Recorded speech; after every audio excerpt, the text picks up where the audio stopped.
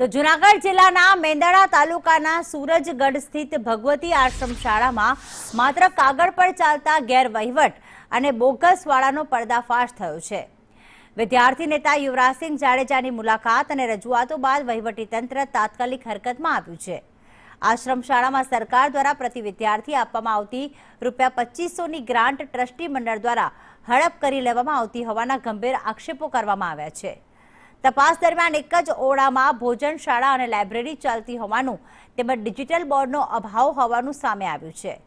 આ મામલે આદિજાતિ વિભાગ અને જિલ્લા શિક્ષણ અધિકારી દ્વારા સંયુક્ત તપાસ હાથ ધરી પ્રાથમિક અહેવાલ રાજ્ય કચેરીએ સોંપાયો છે। રજિસ્ટર, વયપત્રક અને દસ્તાવેજોની ઊંડાણપૂર્વક ચકાસણી માટે વિશેષ કમિટીની રચના કરાઈ છે। તંત્ર દ્વારા સ્પષ્ટ જણાવાયું છે કે તપાસમાં દોષિત ઠરનાર તમામ અધિકારીઓ અને ટ્રસ્ટીઓ સામે કડક ખાતાકીય અને કાયદાકીય કાર્યવાહી કરવામાં આવશે।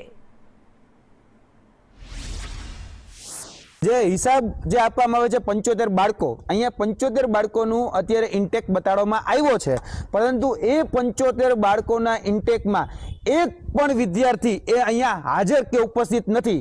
હવે તમને ચોંકાવનારી વાત એ કરવા જઈ રહ્યા છું કે અહીંયા જ્યારે અમે તપાસ કરી ત્યારે અમને માલુમ પડ્યું કે જે બાળકનો જન્મ આ પૃથ્વી ઉપર થયો જ નથી એ બાળક આ ભગવતી આશ્રમ શાળાની અંદર એ ભણી રહ્યો છે અને એના એલસી ના વયપત્રક એ બની ગયા છે અને જન્મ તારીખના દાખલાઓ બની ગયા છે। હવે અમને પ્રશ્ન થાય કે જન્મ તારીખના દાખલા કઈ રીતે બન્યા, કઈ રીતે વયપત્રક બન્યા, કઈ રીતે એલસી બન્યા। અમને વયપત્રકની કોપી આપવામાં આવી છે, પરંતુ અમે જ્યારે પ્રિન્સિપાલ પાસે આની માંગણી કરી એલસીની ત્યારે હજી સુધી એલસી બુક હજી સુધી અમને આપવામાં આવી નથી। આ છે ભગવતી આદિજાતિ આશ્રમ શાળા, તાલુકો મેંદરડા, જિલ્લો જુનાગઢ। અત્યારે શાળાની પરિસ્થિતિ થોડી ખરાબ છે, બરાબર, અને એ તમામ બાબતે મેં મારા ટ્રસ્ટ મંડળને અને તેમજ બીજા અધિકારીઓને જાણ કરેલ છે।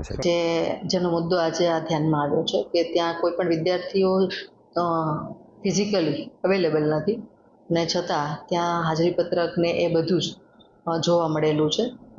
જેવો આ મુદ્દો અમારા ધ્યાનમાં આવ્યો કે તરત જ મારે એમના નાયબ નિયામક એમની જોડે આ બાબતે વાત થઈ। એમના દ્વારા અમને એવું સૂચના આપવામાં આવી કે ભાઈ એમના દ્વારા આ શાળાની આખી તપાસ થઈ ગઈ છે, એમનો આખો અહેવાલ છે એ રાજ્ય કચેરીને એમણે રજૂ કરી દીધેલો છે, એમનું એક હિયરિંગ પણ રાજ્ય કક્ષાએ થઈ ગયેલું છે। આગળની કાર્યવાહી છે એ અત્યારે ઓનગોઈંગ પ્રોસેસમાં છે। એના તરફ અમારા અહીંયાની જિલ્લા લેવલની આખી એક કમિટી રચી અને એ કમિટી દ્વારા આ સઘન એની ઊંડાણથી તપાસ થશે, તમામ આધારો તપાસાશે અને એમાં જે કંઈ પણ તથ્ય બહાર આવશે એ બધા ઉપર આખી ચેનલ વાઇઝ જ નિયમ અનુસારની ખાતાકીય કાર્યવાહી 100% કરવામાં આવશે।